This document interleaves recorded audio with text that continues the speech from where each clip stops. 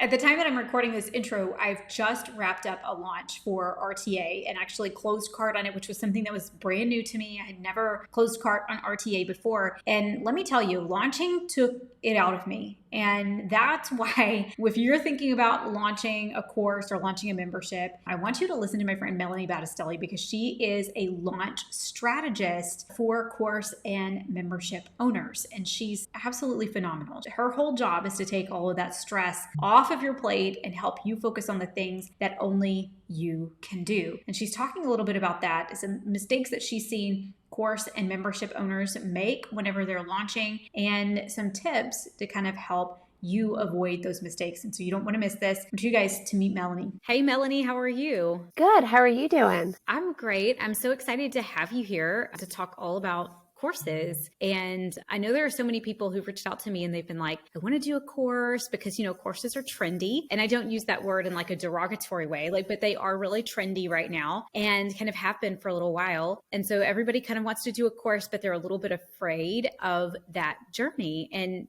that's exactly what you do. So can you tell us a little bit about you, how you got started helping other business owners launch their courses successfully, and kind of how you got into the TPT seller world? Yeah, absolutely. So I am an ex-high school teacher myself. I taught high school history for 12 years. And when I first started as a brand new teacher, I was asked hey, is there any course that we don't offer that you would really want to teach? So, I'm 23 and I'm like, oh my gosh, I get to pick. I always was told, when you're a new teacher, you don't get a say, you don't get to pick what you teach. So I really wanted to take advantage of the opportunity that I was given. So I peeked around and I selected an AP course, AP Human Geography. And there's a curriculum from College Board, if you're familiar with the AP curriculum at all, but there's not really any lesson plans or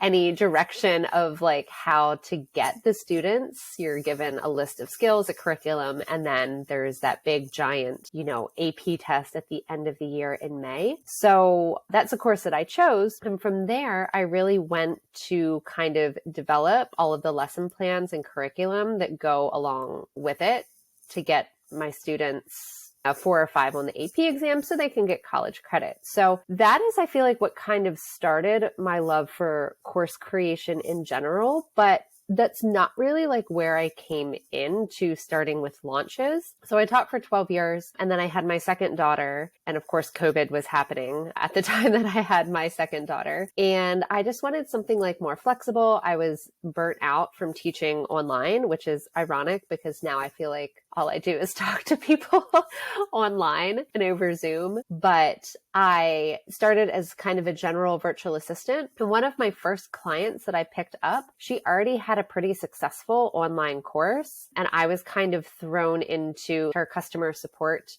virtual assistant. And so that's how I first started working with course creators. And then I helped somebody else who had a course that was built. She went through DCA with Amy Porterfield, but was still a little bit, overwhelmed because obviously Amy Porterfield's not able to provide one-on-one support to everybody. So then I helped her with her course and launching that. And it kind of took off from there. I feel like a lot by word of mouth, more and more people just, like you said, courses have become trendy, not in a bad way, but it's a great way to diversify your income, especially if you're a TPT seller. You don't even have to make a course about necessarily what your niche is, but it's a great way to diversify your income, which I think is why so many more people have gotten into it in recent years. Yeah, absolutely. So it's so neat that you went from classroom teacher to virtual assistant to then finding something to specialize in. And this is very highly specialized.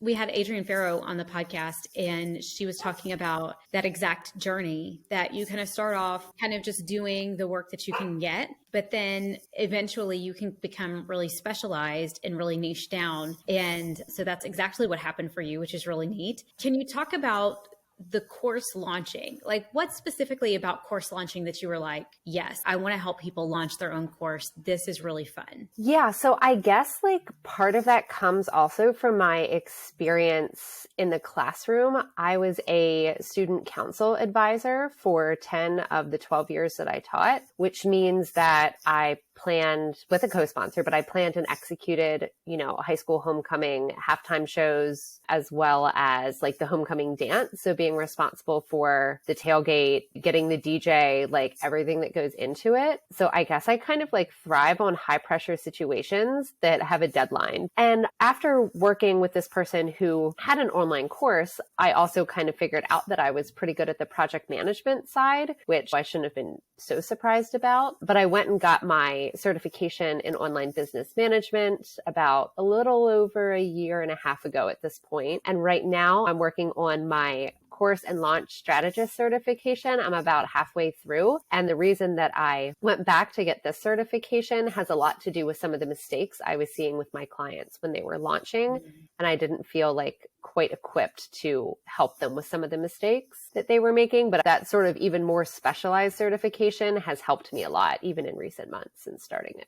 This is so fascinating because these are things that I didn't even know existed, like a certified course and launch specialist. So that's incredible. Me neither. I was searching for it because some of my clients were like having issues. And I think what their issue was not like validating their offer in a proper way, because some of the bigger courses that teach you about everything, like from offer creation the whole way through launch management, there's just not enough time. It would be too overwhelming to really include like a ton of information at like each level. Like they would just be really long and like I said, overwhelming. So I was like on the hunt for somebody or a program. And this is like, it's really great. It's like a hybrid. It's self-paced, but then there's also weekly coaching calls twice a week, and you meet in like mastermind style pods. So it's really high level and I'm learning a lot. It was really hard to find. She's actually based in the UK.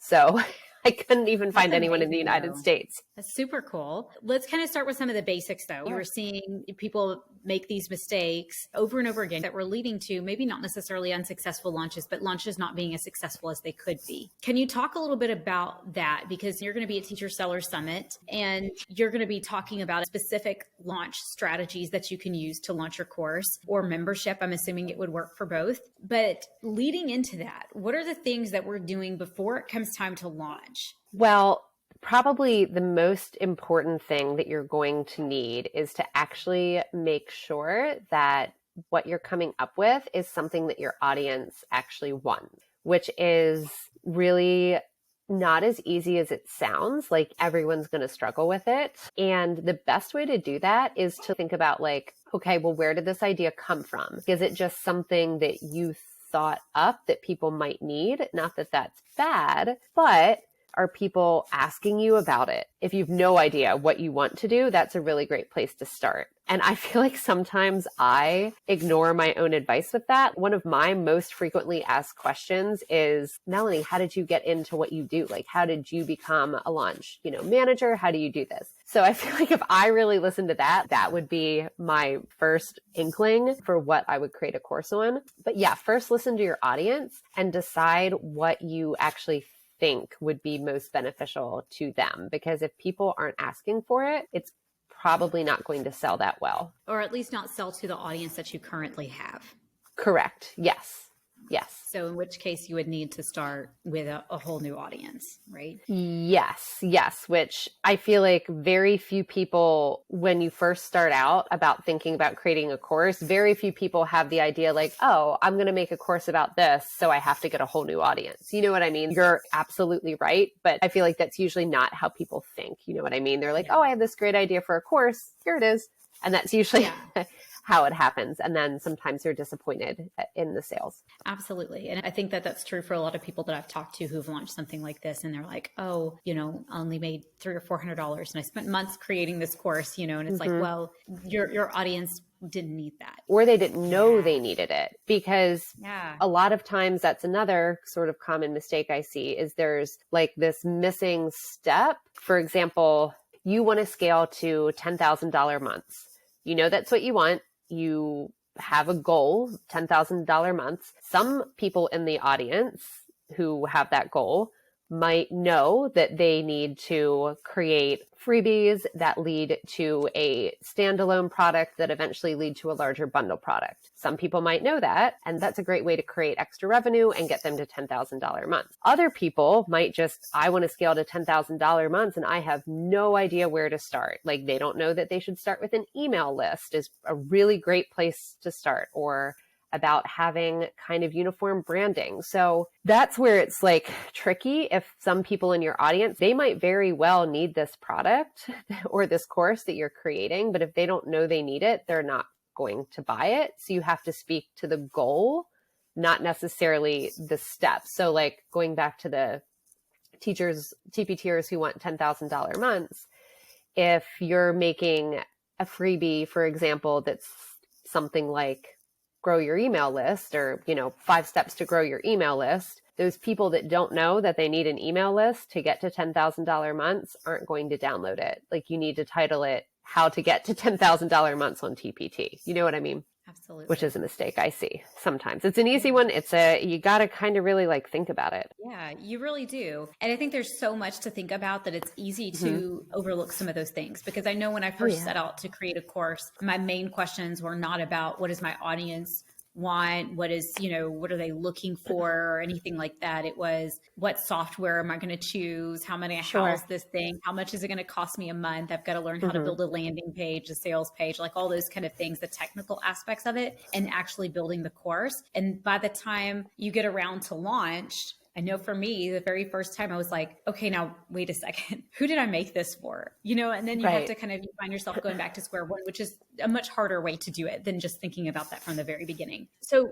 let's talk about finding that topic that's going to resonate with your audience, or that's actually going to create a successful course. Let's say that I am that TPT seller that says, okay, I want to have a $10,000 a month. Now, how do I get there? Let's say I'm the business owner and I'm like, I want to have a course that sells, $50,000 worth a year, that generates that much revenue a year. What do I make it about? How do I figure that out? So the first thing that I would do is kind of like we talked about earlier, start to think about like, what is your audience asking you about? Don't just think about it, then actually start to physically write it down. I would suggest typing it. I used to be a real big pencil to paper kind of gal. And I feel like in the 1.5 years since I've been out of the classroom, I have shifted digitally a lot. So write it or type it, whatever you want. But actually like start using people's language. If they're messaging you, how do I do this? Or how did you do X? Take a minute and actually go to your Airtable or Google Sheets and write down, what did they want to know? And then think about for a second, or take a minute and follow up and ask them, what are you hoping to learn? Or why do you want to know this? What's your ultimate goal? Why did you ask me? I mean, phrase it to go with the conversation, but then try to start to see, what are they asking you? Why do they want to know it? What's the actual reason that they want to know whatever it is that they're knowing? If, for example, you're wanting to create a class on behavior management or course in behavior management in your classroom. Yes, people want their students to behave better in their classroom so they have an easier time. But then think about all of the other things that it leads to. There's less conflict with parents. There's less administrative friction. You're having an easier, more stress-free day. So it's not just about creating a course on behavior management so you have good behavior management, but like, what else does that deliver, you know what I mean, to your audience? I love that. And I do think that's a crucial step that a lot of times we skip because we don't think in that moment when somebody's asking us a question to ask them about their why or to learn about their why. When I was interviewing Lindsay Bowden on the podcast, and she was talking about, choosing a lead magnet and things like that to attract that ideal client in or that ideal customer in, she had mentioned a specific example that I was thinking about when you were talking about that, where she said that one particular member of her course was a baker and she's creating a course about baking, and she had like a chocolate chip cookie lead magnet and it wasn't going anywhere. But then she put out a sourdough chocolate chip cookie lead magnet and it took off. And it's kind of that difference between if I understood as a baker why somebody wanted to bake, whether it was for fun, like hobby, or if it was to be more healthy, then I can kind of tailor not the content that I'm putting out, but also tailor that messaging, and knowing that in the beginning is the difference between putting out a regular chocolate chip cookie recipe and a sourdough chocolate chip cookie recipe, because I know that the person who's cooking for health, I can speak to their gut health and things like that. And, it being easier to digest with a sourdough versus somebody who's just cooking or baking for a hobby. So I think that that's really interesting that if I know that early on, that it even helps me choose my lead magnets. It helps me set everything up very well. Yeah, it does. And what a simple way to conduct market research by just asking, follow-up questions by those who are already coming to you and seeking out your help or your advice. Are there any other ways that you would suggest conducting market research? I think what you and Lindsay were talking about segmenting your audience has a huge amount of value as well, because think about women who want to lose weight. There are women at every age, right, who want to lose 10 pounds. But why do they want to lose the 10 pounds? Did they just have a baby 6 months ago? Or are they postmenopausal, and they're over 60? Or are they 23 and they're trying to rock a bikini at spring break? You know what I mean? Right. Their goals are very different. So if your primary audience is women who just had a baby, you're not going to be posting a bunch of images of 24-year-old girls in bikinis, right? That's going to make a new mom be like, womp womp. So you got to tailor your marketing, like what you were talking about with the chocolate chip cookie. So I say all that to say you should 100% ask your own audience first. There's no substitute for asking your own audience. But if you want to step outside, you can ask your audience first and see if anyone comes back, people who already know and trust you. But then, I would poke around into different Facebook groups. I would look at people who have maybe done what you want to do if it's outside of your niche, your traditional niche, and look at that in the terms of competitor research. So that basically means take a look at other people's courses who have created something that you hope to not copy by any stretch of the imagination, because everybody's different, but that you hope to emulate. If I ever developed a course on how to become a launch manager, Tasha Booth, there's a lot of other people out there who do it. But if you're stepping outside your traditional niche, you want to take a look at what other people have done, what they're charging, what's included, and then get in front of an audience that you think would benefit from the course that you're hoping to develop. So it's going to require more work to switch your audience by getting, either on guesting on other people's podcasts or going into Facebook groups, creating a lead magnet that relates to it and, seeing if you can post it in other people's groups to gain traction. If you were really going to create a course on homesteading, you might have to totally open up another Instagram account, devoted to that, because at least your current audience in homesteading would be not real close. Yeah, not real close together. But those are, I feel like, some things that I would start with. I also wouldn't necessarily recommend launching a full course to an audience of 0 or very, very small. People always ask, what's the magic number? How many people do I need to have on my email list? There's not really a magic number of people you need to have in your audience before you launch, but I think the most important thing is to just manage your expectations, because usually not more than 1% to 3% of your entire audience is going to convert and purchase your offer. If you have a sales page converting at 1%, you're actually doing fine. It's not great, but you don't have to burn the whole thing to the ground and start over. You know what I mean? There's improvements that can be made, but I think that's another sort of trap that people fall into with the comparison game when people post I just had $50,000 in my most recent launch. Well, how big was your audience? What number launch is this?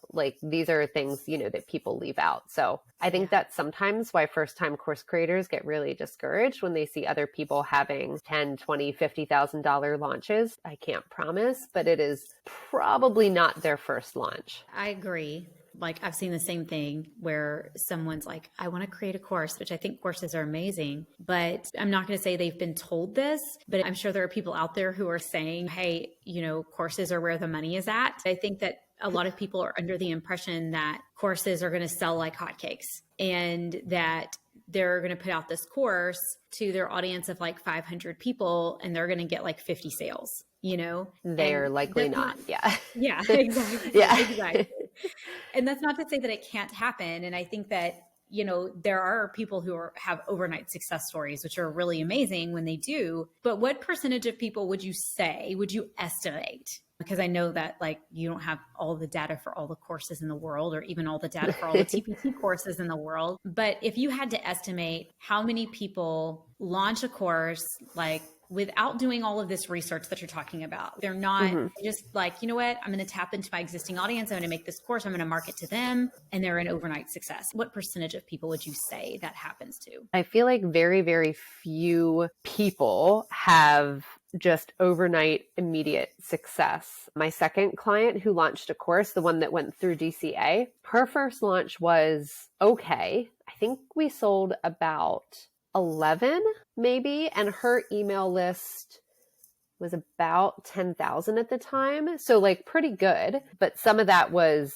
pre-sell, which is something that I mentioned earlier about validating your offer, what you said you wanted to come back to. You should always I feel like do that if you can before you put in a huge amount of work to it. I haven't really had anybody truly validate their offer 100% before launching, but I think that is because I work with mostly teachers who get it all done and then just want to launch it. You know what I mean? Yeah.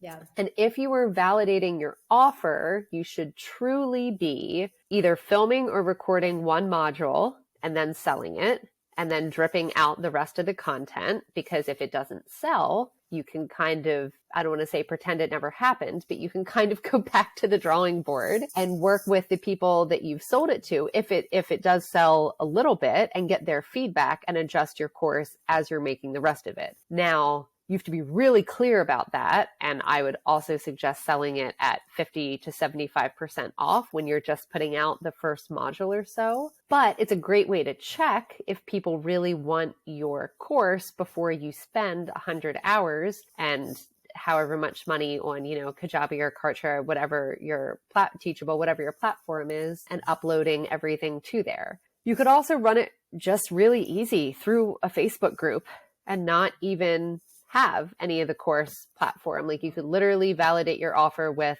Zoom and a Facebook group and your email list, which you probably already have.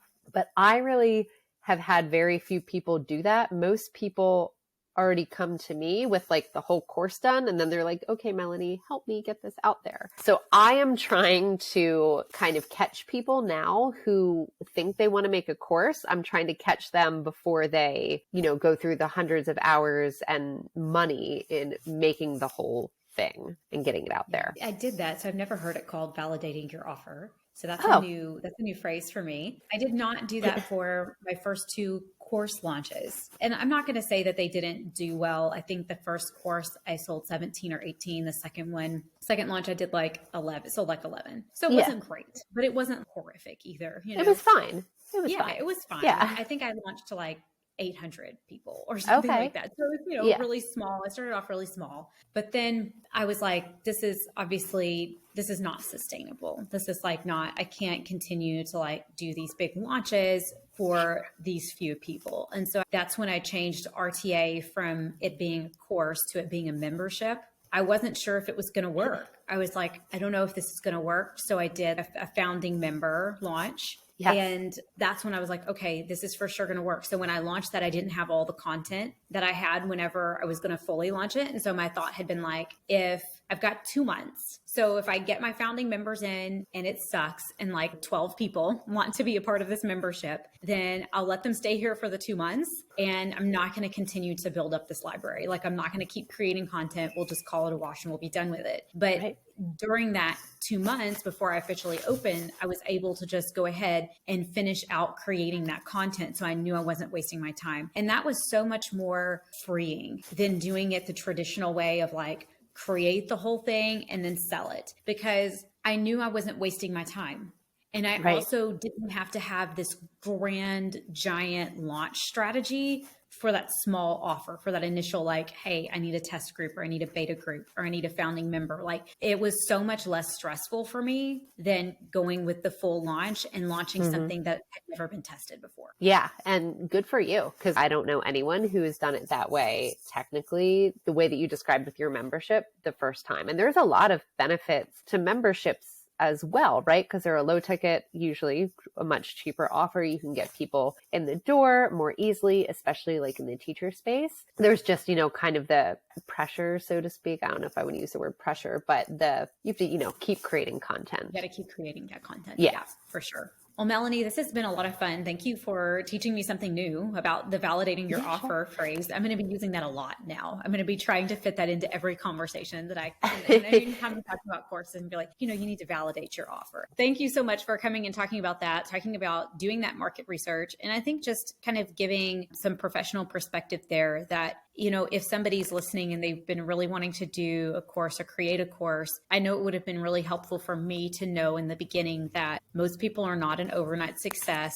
Most people do start with only selling a few memberships or a few courses their very first launch, and that's how most people start, and that's okay, and that there's plenty of time to get maybe to where you need to be, or they can just call you and you can help them launch that very first time without a hitch. So thank you so much for being here. Can you tell everyone where they can connect with you? Sure. Yeah. I mostly hang out on Instagram over at Duxbury Digital. At the time that this is airing, I will have just finished my first group coaching program, which kind of helps you to validate your offer by creating an online workshop that you can later turn into a course if you want, or an idea for a course. So you can ask me anything you would like, either at the sessions in our summit, or of course over on Instagram at Duxbury Digital. I love it. And we'll put all the links to that down inside of the description. I can't wait to hear your session on different launch strategies for actually launching that course or membership once you've gotten to that point. And I'm really, really excited to have you at Teacher Seller Summit. Thank you for being here today. Thank you so much for having me. Thanks so much for being here. If you want to learn more or connect with Melanie, you can find links down in the description so that you can learn more from her. You can also find her at Teacher Seller Summit. Go ahead and get your ticket. July 6th is the start of Teacher Seller Summit, and you do not want to miss it. You can find a link to grab your ticket down inside of the description. Thanks so much for being here, you guys. If you enjoyed this video, be sure to like it and subscribe. Put out weekly content for teacher business owners, helping you grow your TPT business in a way that's purposeful and sustainable. And I will see you guys in the next video.